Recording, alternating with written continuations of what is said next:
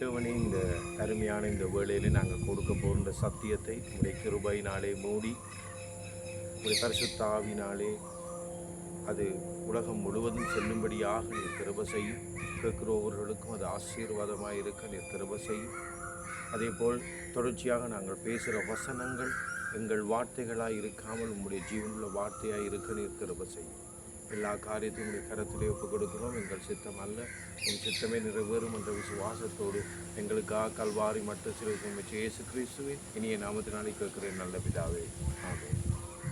இந்த இறையாற்றுப்படை சதீஷ்குமார் அவர்கள் வேதாமத்தை எடுத்து பேசுகின்ற பொழுது 10 கட்டளையில் இருக்கின்ற விக்கிர ஆராதனையை மட்டும்தான் எடுத்து பேசுகிறார். மிகவும் தவறாக. உண்மையிலே 10 கட்டளைகளே 2 கட்டளைகள் மாற்றப்படுகின்றது. இதை சில புரொட்டஸ்தாந்துகள் அறியாமல் இருக்கின்றார்கள், சில கிறிஸ்தவர்கள் அறியாமல் இருக்கிறார்கள். விசேஷமாக ரோமன் கத்தோலிக்கத்துக்கு இதுக்கு தெரியவே தெரியாது. அதாவது எப்படி விக்கிர ஆராதனை என்று 2வது கட்டளை எடுத்து அறியப்படுகின்றதோ அதே போல் 4வது கட்டளையாக இருக்கிற ஓய்வு நாளும் எடுத்து அறியப்படுகின்றது. அதாவது வேதத்திலே 4வது கட்டளை என்ன சொல்லப்படுகின்றது? ஓய்வு நாளை பரிசுத்தமாய் ஆசரிக்க நினைப்பாயாக. 6 நாள் நீ வேலை செய்து உன் கிரியையெல்லாம் நடப்பிப்பாயாக. 7ஆம் நாள் உன் தேவனாகிய கர்த்தருடைய ஓய்வு நாள்.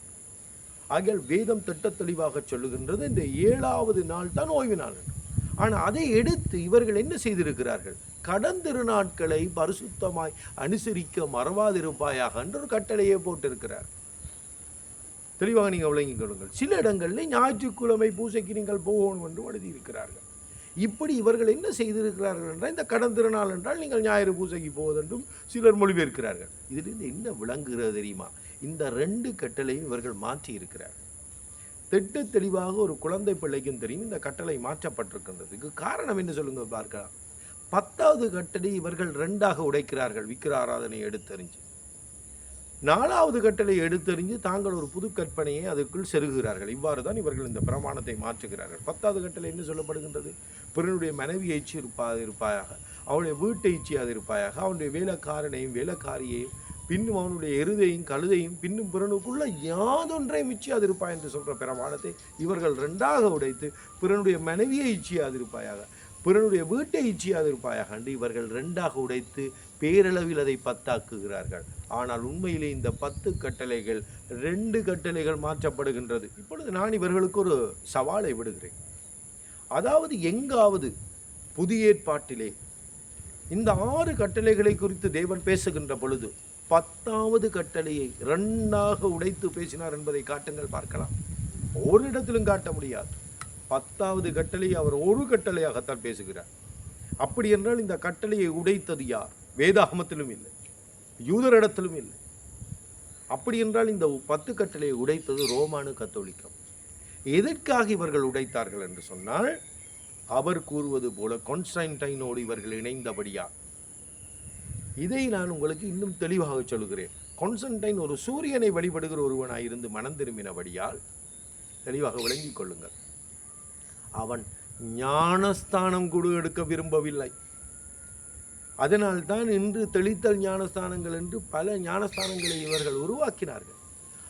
அவனுடைய இந்த விக்கிர ஆராதனை நாளாகிய ஞாயிற்றுக்கிழமை தான், ரோமருடைய விடுமுறை நாளாக இருந்த ஞாயிற்றுக்கிழமையை தான் அவர்கள் ஓய்வு நாளாக்கினார்கள். தேவனுடைய சனிக்கிழமையை தள்ளிவிட்டார்கள். அடுத்தது அவன் வைத்திருந்த விக்கிரகங்களை கிறிஸ்தவ விக்கிரகங்களாய் உருவாக்கினார்கள். அவனை கிறிஸ்தவத்துக்கு மாற்றுவதற்காக இவர்கள் இந்த பிரமாணத்தை மாற்றினார்கள்.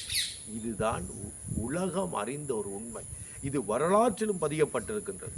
இதற்கான தெளிவான ஆதாரங்களை நான் உங்களுக்கு தருவேன்.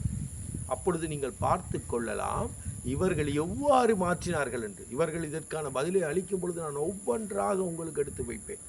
ஆகையால் நீங்கள் தெளிவாக விளங்கிக் கொள்ளுங்கள். இந்த 10 கட்டளைகளில் 2 கட்டளைகள் மாற்றப்பட்டது உண்மை. இந்த சகோதரன் ஒன்று அறிந்து பேசுகிறார், இல்லாட்டி அறியாமல் பேசுகிறார். ஆனால் அறிவிக்க வேண்டியது எங்களுடைய கடமை என்று நான் உணர்கிறேன்.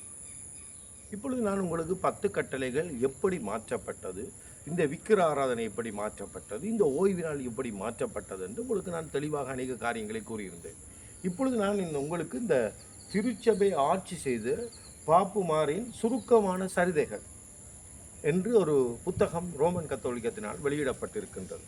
Compact history of the popes என்று இதில் ஆங்கிலத்திலே அவர்கள் கூறியிருக்கின்றார்கள். இது அருத்திரு PC தோமஸ் அவர்களால் வெளியிடப்பட்டிருக்கின்றது. இதில் தமிழாக்கம் திரு RC மரியரட்னம் அவர்களால் கொடுக்கப்பட்டிருக்கின்றது. இந்த புத்தகத்திலே நாங்கள் பார்க்கிறோம், ஆதியிலே இந்த போப் ஆண்டவர் தான் இருந்தார் என்று அவர்கள் கூற முயற்சிக்கிறார்கள். இதிலே நான் உங்களுக்கு ஒரு உண்மையை எடுத்து காட்டப் போகிறேன். தெளிவாக நீங்கள் விளங்கிக் கொள்ளுங்கள். தெளிவாக அவர்கள் கூறுகிறார்கள், பாப்பு சில்வஸ்டர் திறமையும் செல்வாக்கும் உள்ள ஒருவர். இவர் சக்கரவர்த்தியின் மனதை மாற்றி சகல அடிமைகளையும் விடுதலை செய்வித்தார். இந்த சில்வஸ்டரும் இந்த கான்ஸ்டன்டைனும் சேர்ந்துதான் இந்த பிரமாணம் மாற்றப்படுகிறது.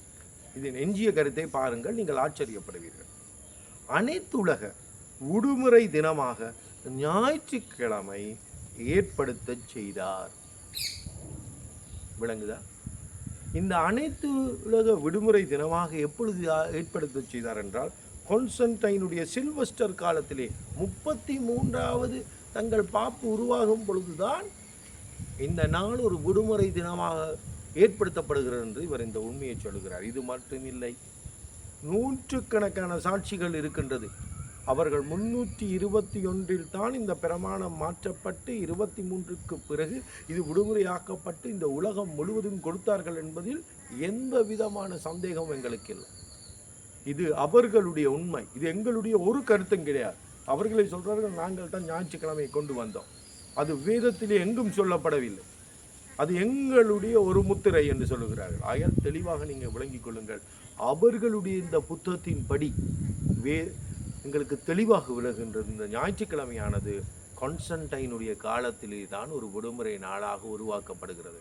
மிகவும் வேதனையோடு நான் அறிவிக்கின்றேன், இறையாற்றுப்படை சதீஷ்குமார் அவர்களுக்கு ஒரு பகிரங்கமான சபா. இந்த முழு வேதாமத்தையும் எடுத்துக்கொண்டால் தேவன் தன்னுடைய விரலினால் எழுதி கொடுத்தது இந்த 10 கட்டளை. இந்த 10 கட்டளையை, தேவனுடைய விரலினால் எழுதப்பட்ட 10 கட்டளையை மாற்றினவன் இந்த உலகத்தில் யாராக இருக்க முடியும் என்பதை சிந்தித்து பாருங்கள். அதை அவர்கள் மாற்றி இருக்கிறார்கள் என்பதற்கு எங்களுக்கு அவர்களுடைய புத்தகமும் அதனிலும் உலக சரித்திரமும் யூதருடைய சரித்திரமும் எங்களுக்கு தெளிவாக சாட்சி பகிர்கிறது. ஆகையால் அவர்களுக்கு இந்த சவாலை நான் கொடுக்கிறேன். அவர்கள் முடியுமானால் தாங்கள் இந்த பிரமாணத்தை மாற்றவில்லை என்பதை எங்களுக்கு நிரூபிக்கட்டும்.